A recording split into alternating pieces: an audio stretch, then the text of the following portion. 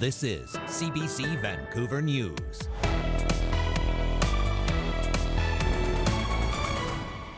Heartbreak in Toronto. And the Dodgers turn it and win it.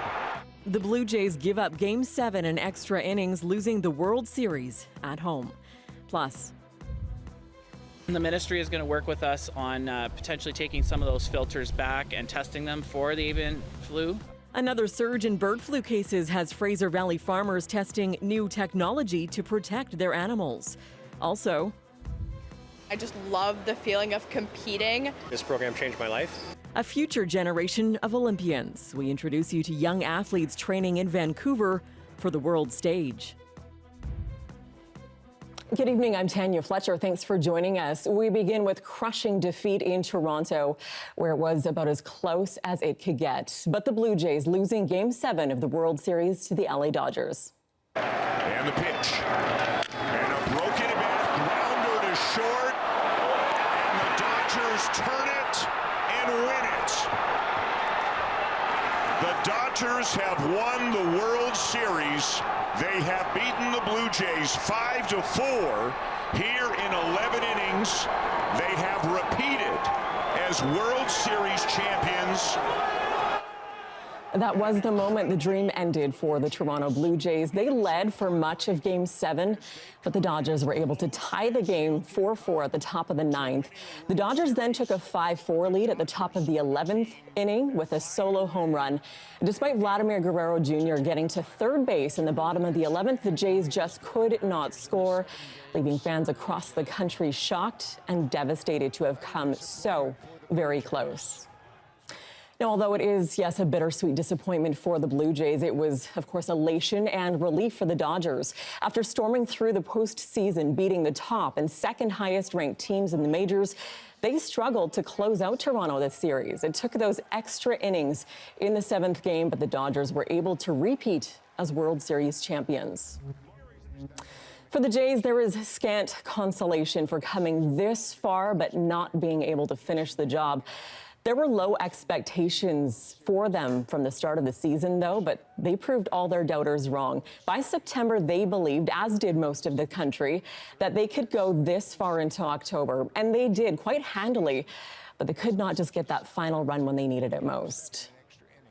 Well, Blue Jays manager John Schneider spoke with reporters afterwards, and he says despite this outcome, he is proud of his players and believes this postseason run has set a new bar for the team. It'll hurt for a few days, a few weeks when you're that close. You know, the positive person in me will take some time to digest it, and I'll go back to Bo's homer in Texas, George's Canada Day. So many things I'll go back to and be proud of, but I think right now you just have to kind of, I don't know, take in what happened. You know what I mean? But going forward, you know, the beauty of baseball is that it goes on. You know, there'll be spring training in February. So that being said, you take away the sacrifices the guys made, the way they went about it, the performances everyone had, and kind of just the cohesiveness of the team. Stay tuned to cbcnews.ca and CBC News Network for full reaction from Toronto and right across the country.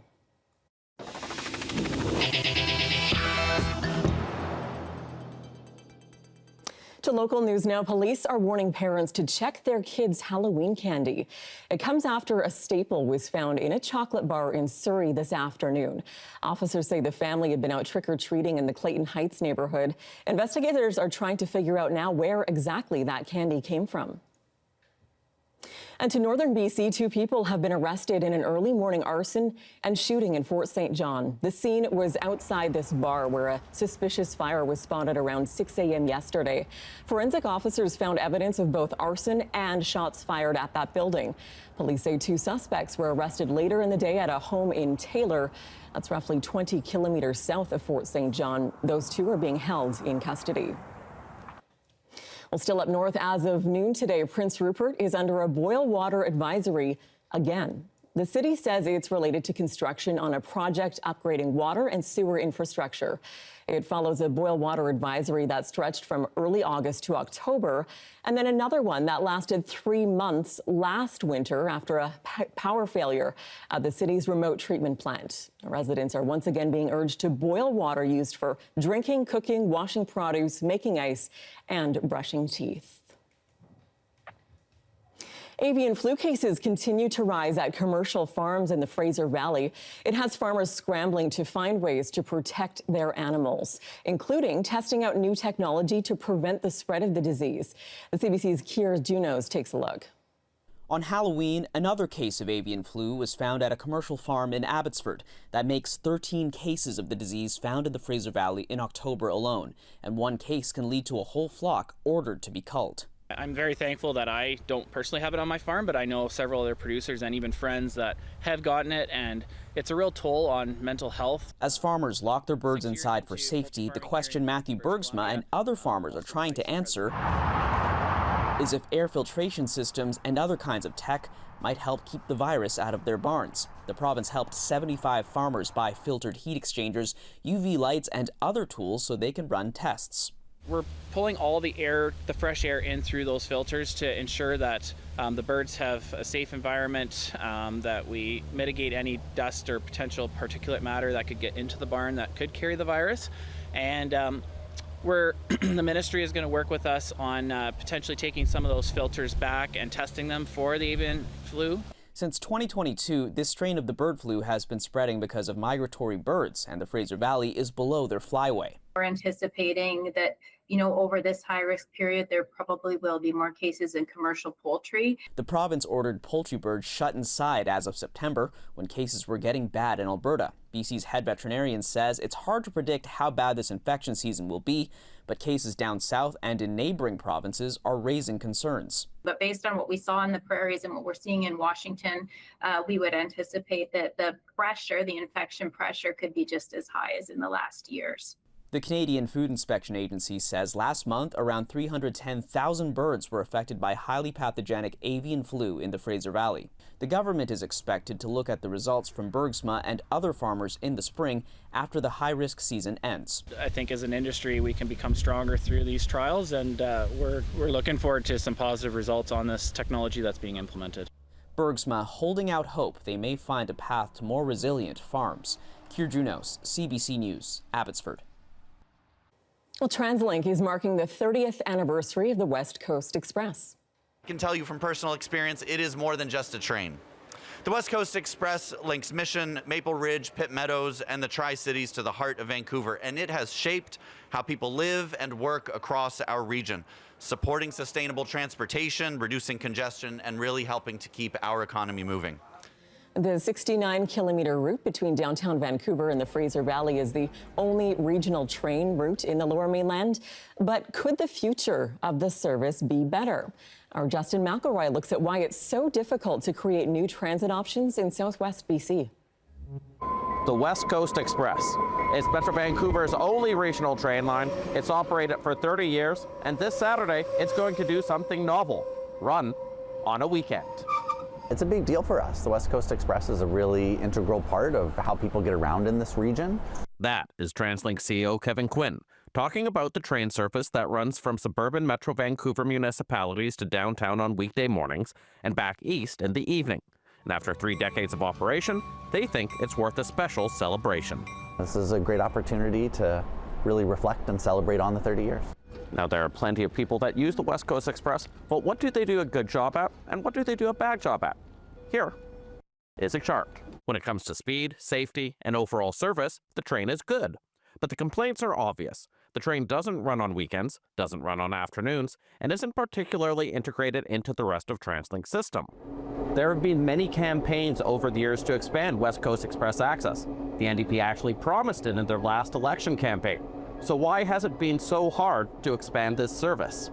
Well, there are 3 reasons, and the first is pretty straightforward. To be clear, TransLink doesn't own the railroad. CPKC has owned the line for decades and sells track space to TransLink so the train can operate. More trains would cost more money, but as Gwynn notes, it would also reduce the efficiency of Vancouver's port. Something that we'd really have to look into, that CPKC would have to look into, is the build out of additional tracks if you want to start adding slots. That starts to impact freight train movement, and so that's got to be part of the discussion. Second, there's the question of demand. The West Coast Express focuses heavily on people commuting to downtown Vancouver and therefore has had the hardest time of TransLink services regaining pre-pandemic ridership. And third, TransLink has plenty of other areas where demand is booming, from buses south of the Fraser to the constant pushes for rapid transit to North Shore, UBC, and SFU. We also don't want to dig our operating deficit any deeper than it sits today. So we've got to be very careful and very choosy with what projects we want to pursue at this point. But still, it remains a fact that transit connections between Metro Vancouver and nearby municipalities is lacking compared to most major cities in wealthy countries, a source of frustration for the city immediately to Metro Vancouver's north. We have lots of people commuting both to the north and to the south of Squamish daily for work that could be handled, and I would argue better handled, more appropriately handled by the transit system. But while the province admits that its West Coast Express promise hasn't progressed much, they are bullish on expanded transit heading north. That's something that I would like to see happen. In fact, there's work underway in my ministry, working with the affected communities along the C2 Sky Highway corridor. Added up, and there are encouraging signs in the region for interregional transportation options. But it's a reminder that when it comes to these sorts of developments, the speed at which they happen is anything but express. Justin McElroy, CBC News, Vancouver. Dozens of young athletes from across Canada spent the day competing in Vancouver with their sights set on the Olympics. As our Janella Hamilton explains, they're mentored by Olympians who will one day pass the torch.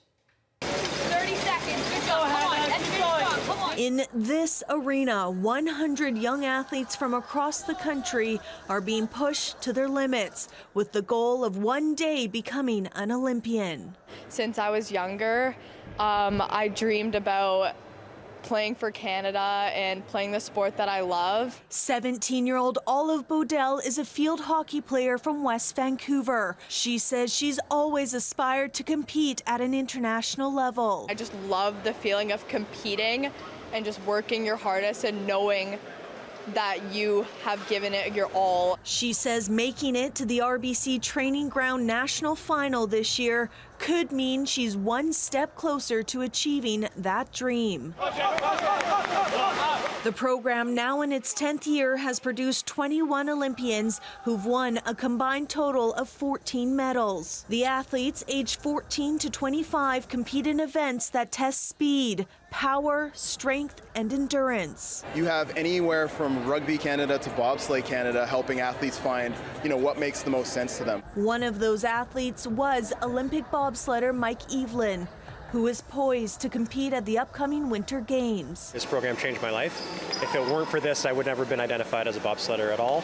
Now he and other Olympians are hoping to mentor and inspire the next generation. Maple Ridge's Larissa Franklin has made history, helping Canada win its first Olympic medal in softball at the 2020 Summer Games in Tokyo. I hope that them just seeing us here today makes them feel like they can do it too. 18-year-old Hannah Kostonen is testing her skills at Olympic track cycling, a sport she never tried growing up in Burnaby, but one she's now found a passion for. This is a great way to explore and find different sports and different ways to pursue sports to become an Olympian and fulfill that dream.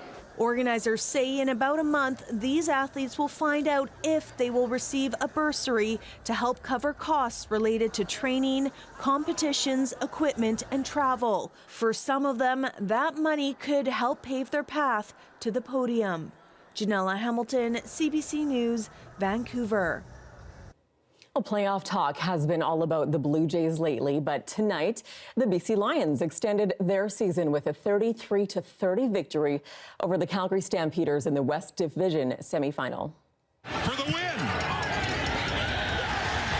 He gets it!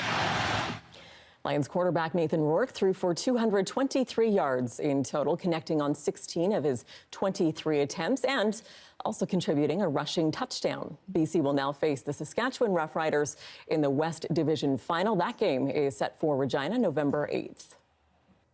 And good news for local soccer fans as well. The Vancouver Whitecaps beat FC Dallas to sweep the best-of-3 first-round series in the MLS Cup playoffs.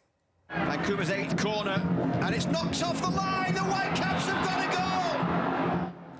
That's Ralph Prizzo scoring the tying goal in the 3rd minute of stoppage time. Bilal Halbouni sealed the win, scoring the decisive goal during the penalty kick shootout. The Whitecaps will play either Los Angeles FC or Austin FC now in the one-game conference semifinals. Well, several years of poor growing conditions and low cocoa yields in West Africa have driven up the cost of chocolate all around the world. And as our Jacqueline Gelano tells us, the ripple effect has now reached a popular Salmon Arm sweets shop. People in Salmon Arm come to the Candy Vault to get away from the stressors of daily life. With the cost per cocoa bean reaching record highs in 2025, Sean Rogers, the owner of the Candy Vault, is doing all he can to keep prices affordable for his community. It's been really hard, I'll be honest with you, because we're operating in small town British Columbia. Rogers says his customers, many of whom are kids on their way home from school, as well as families, cannot afford to pay the more than 100% increase in cocoa over the last 2 years. Obviously, the price has gone up dramatically. Climate-related disasters in West Africa, one of the world's main producers of cocoa beans, has caused a worldwide shortage of chocolate. So it just affects the whole big picture. It affects how many people I can employ because I'm making less revenue. So I'm sort of looking at chocolate differently now.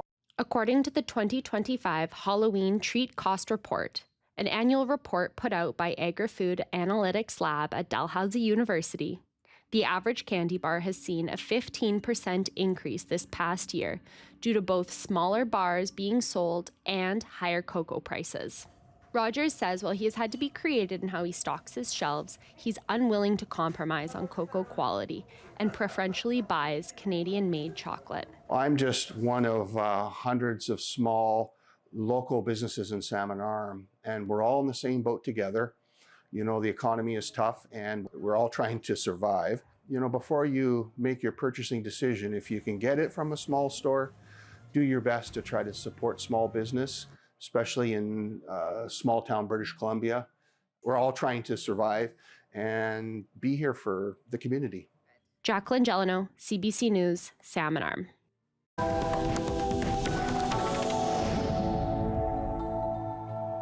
International news now. Prime Minister Mark Carney is returning to Ottawa after a jam-packed trip to Asia. And he walks straight into a looming battle to get his federal budget passed next week. The CBC's Rafi Boudjikanian has those details. As the Prime Minister leaves Asia, he says he's confident the budget his government is preparing is the one the country needs, but less so that it will pass parliamentary scrutiny. I am 100% confident that this budget is the right budget for this country at this moment. This is not a game. This is a critical moment. Are you prepared to fight an election on this budget? I'm always prepared to stand up for the right thing. Carney has tied the importance of this budget to those halted trade talks with the U.S., saying he told Ontario Premier Doug Ford not to run the ad, which showed part of a speech by former President Ronald Reagan criticizing tariffs, also confirming he apologized to Donald Trump. The president was offended by the act, or by the ad, rather, and it's not something I would have done.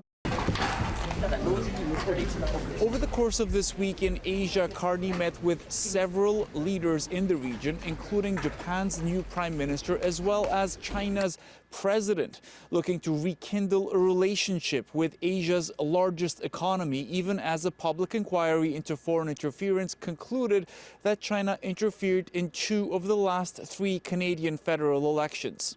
We had a discussion on foreign interference. Overall discussion was constructive. It was number 1, constructive. Number 2, marked a turning point in the relationship. I don't think they recognize the level of concerns we have about these issues. This business group says engaging with new markets is the right call, and so is re-engaging with Beijing. What's happening here is we're living in a realpolitik world now, where we've got to figure out how to coexist, where we have to compete, where we have to challenge each other, but we also have to collaborate.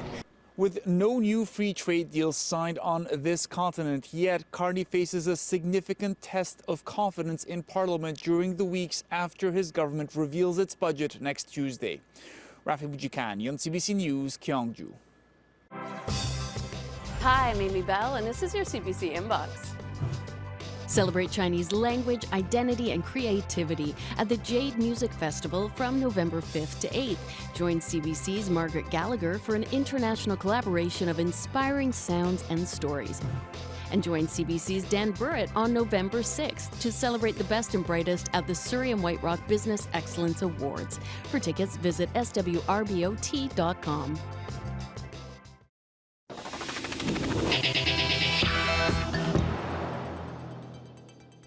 YVR held an aviation day for autism. The simulation allows families to get familiar with the processes like check-in security and boarding a plane to help them feel more prepared on future trips. Does that help? Yeah, it helps. So Autism Aviation Day is a phenomenal day for families. Traveling is so stressful. And so for anyone on the autism spectrum who might struggle with anxiety or crowds, this is a great front-loading tool so that they're able to do a test run and see if it's going to be a successful flight for them. I was thinking about how I was gonna be on the plane, what are the seats gonna feel like, what is it gonna feel like in the air? It's their first time here, not my first time, but we're taking a trip next year, so we wanted to give it a trial run to just go through the process. They did pretty well. As long as we don't have to wait in too many lines, they're generally pretty excited to see and try different things. Thomas, wait. Having a better understanding of the whole process with them, as I've never brought little kids on before, it definitely helps. It's an amazing experience for families, and the more people who can experience it, the better. And that is our late news for this Saturday, November 1st. And just a reminder, daylight saving time ends tonight, so don't forget to set your clocks back 1 hour come morning. For news anytime, anywhere, you can head to our website. We're at cbc.ca/BC. Thank you so much for joining us. Have a great night.